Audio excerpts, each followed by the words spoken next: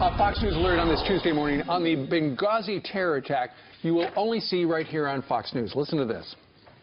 A new report just released by House Republicans revealing what Hillary Clinton really knew while blaming a phony video for the attack that killed those 4 Americans. And here with more is Fox News senior judicial analyst, Judge Andrew Napolitano. Good morning. Good morning. All right, so this report was released this morning. What do you make of it? There's a couple of different levels here.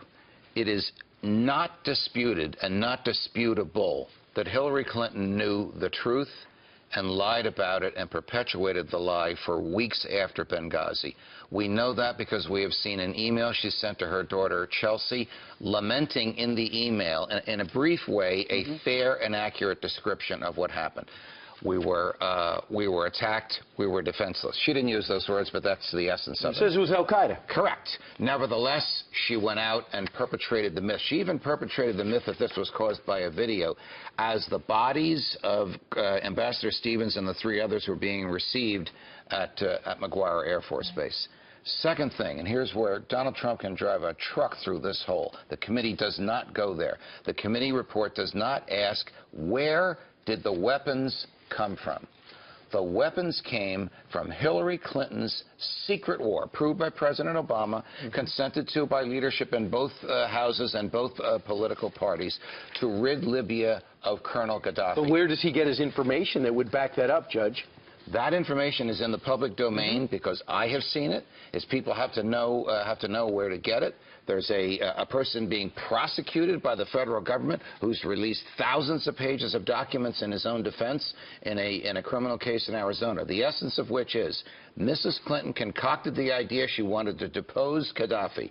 She presented this to President Obama, congressional leadership. They went along with it. They kept it under wraps. In order to depose him, she, as Secretary of State, authorized the shipment of weapons to terrorist groups, militias / terrorist groups, some of whhom killed Chris Stevens. Well, Judge, already Hillary Clinton's press secretary, Brian Fallon, has responded. He's, I think, out tweeting this morning, said, far from honoring the 4 brave Americans who died, the Benghazi committee has been a partisan sham since its start. Yesterday, the Democrats released their report. Today, the Republicans. You know, it is partisan.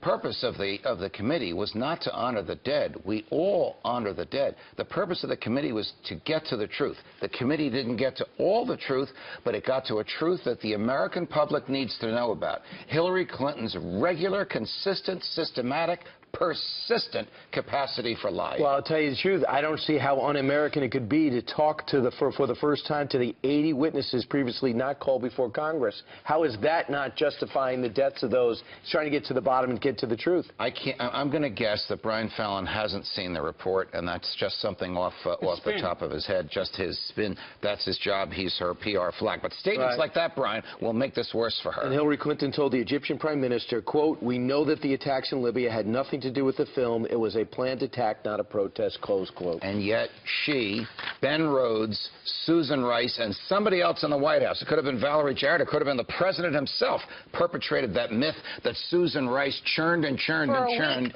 on that Sunday and all the talk shows. Well, let's hope all the TV channels cover this part of the story. Should we hold our breaths, I don't think Steve? so. We'll be Keep on winding it, Judge. Great job. Thank you.